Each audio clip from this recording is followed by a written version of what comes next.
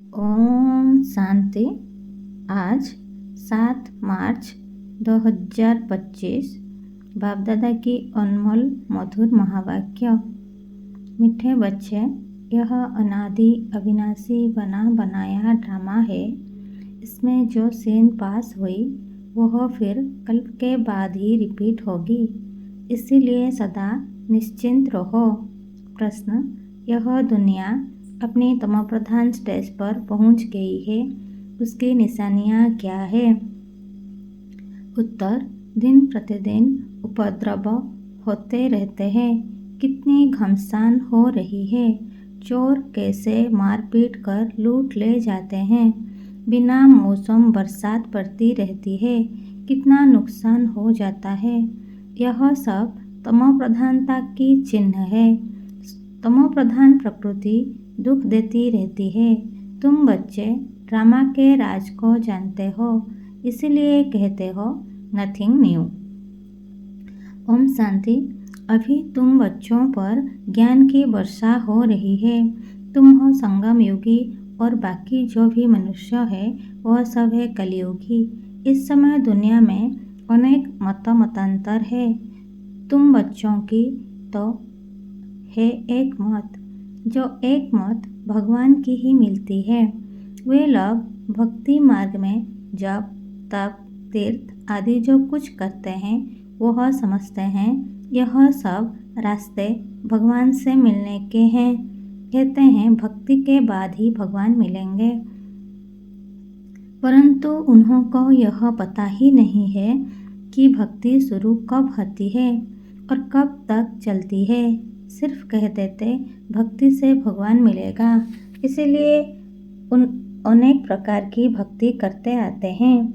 यह भी खुद समझते हैं कि परंपरा से हम भक्ति करते आए हैं। एक दिन भगवान जरूर मिलेगा, कोई ना कोई रूप में भगवान मिलेगा। क्या करेंगे?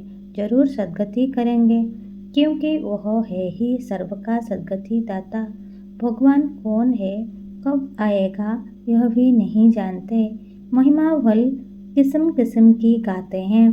कहते हैं भगवान पतित पावन है, ज्ञान का सागर है, ज्ञान से ही सद्गति होती है।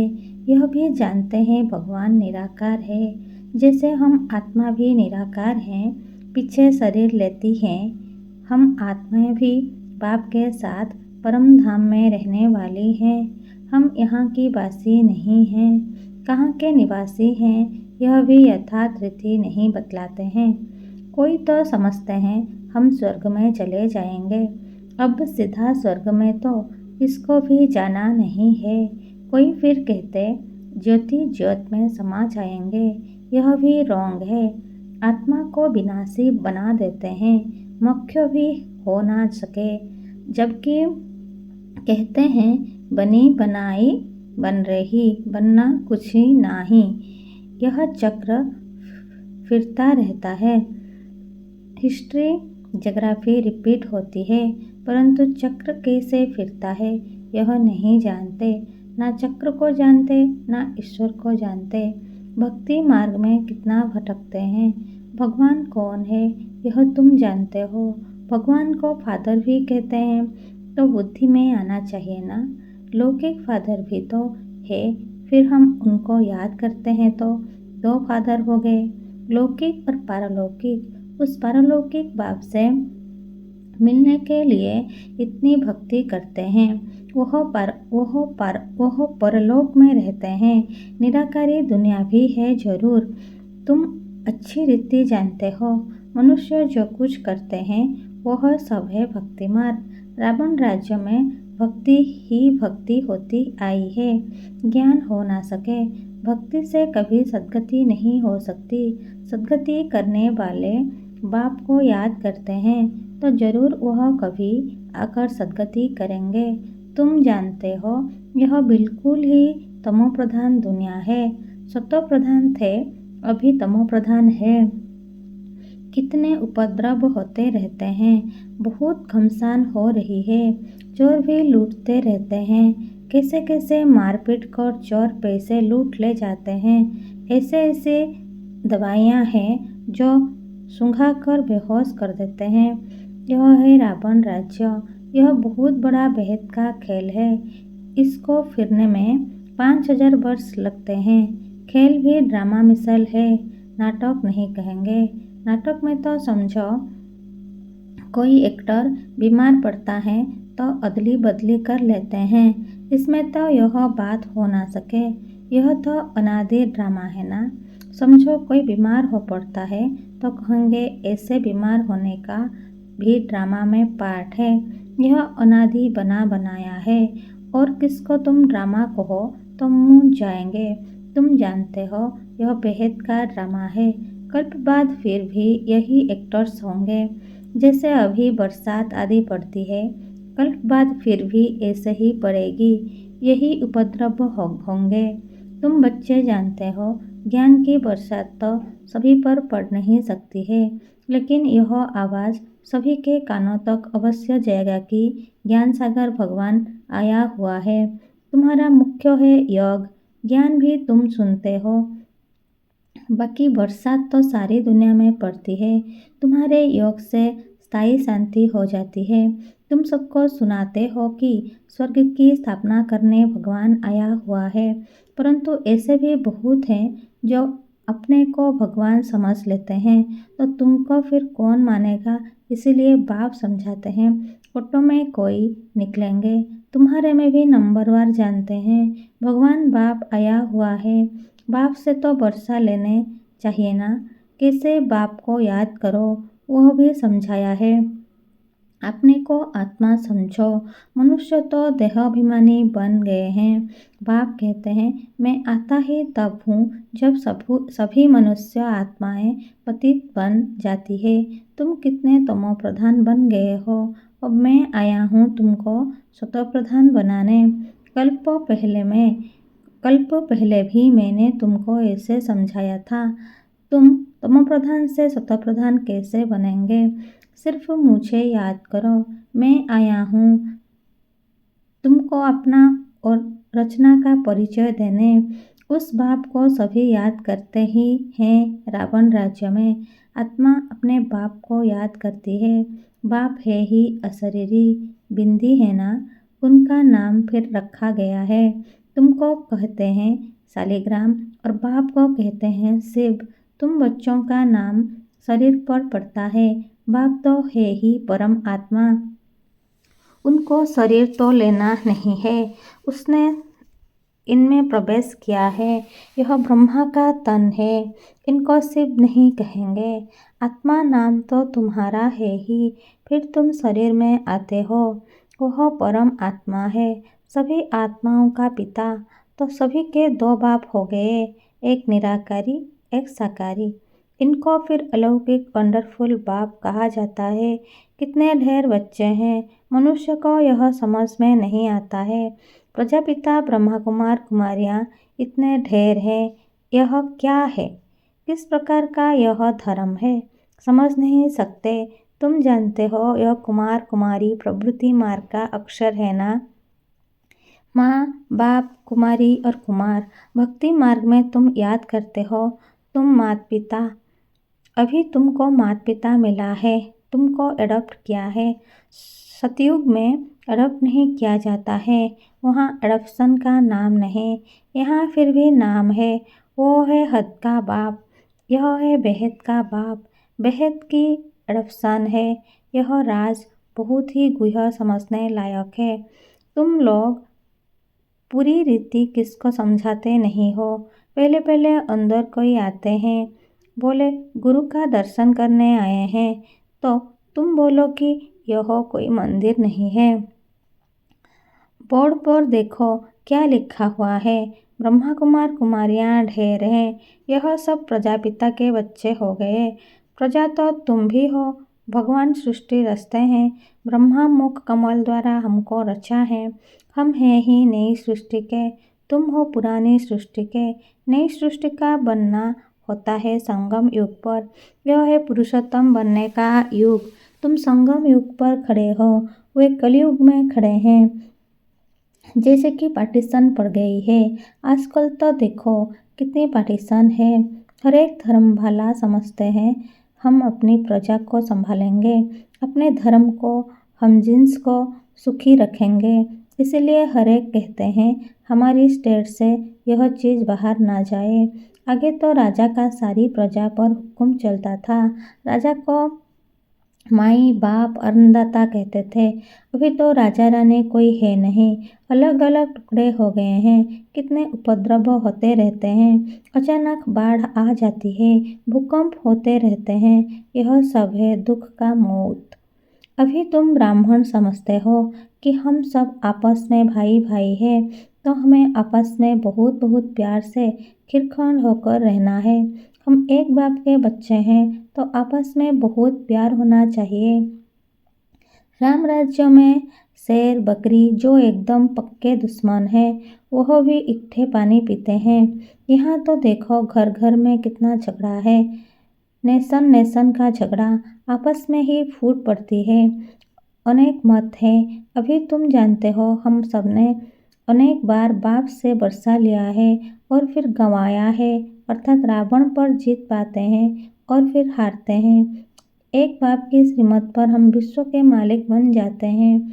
इसीलिए उनको ऊंचे ते ऊंच भगवान कहा जाता है, सर्व का दुख हरता सुख करता कहा जाता है। अभी तुमको सुख का रास्ता बता रहे हैं। तुम बच्चे आपस में खिरखंड होने चाहिए। दुनिया में आपस में सभी हैं लून पानी, एक दो को मारने में देरी नहीं करते। तुम ईश्वरीय औलाद तो खिरखंड होने चाहिए। तुम ईश्वरीय संतान देवताओं से भी ऊंच ठहरे। तुम बाप के कितने मददगार बनते हो, पुरुषोत्तम बनाने के मददगार हो, तो यह दिल में आना चाहिए हम पुरुषोत्तम हैं, तो हमारे में वह दैवी गुण है। आसुरी गुण है तो वह फिर बाप का बच्चा तो कहला ना सके। इसीलिए कहा जाता है सतगुरु का निंदक ठहर ना पाए। वह कलियुगी गुरु फिर अपने लिए कहकर मनुष्यों को डरा देते हैं। तो बाप बच्चों को समझाते हैं, सपूत बच्चे वह है जो बाप का नाम वाला करते हैं, खिरखंड हो रहते हैं।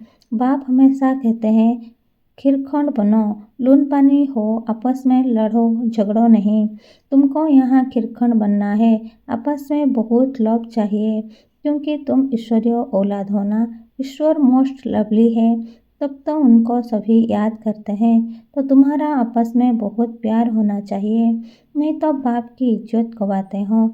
ईश्वर के बच्चे आपस में लून पानी कैसे हो सकते, फिर पद कैसे पा सकेंगे।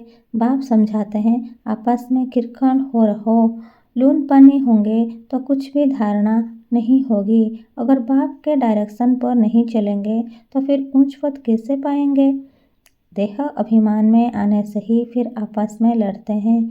देही अभिमानी हो तो कुछ भी खिटपीट ना हो।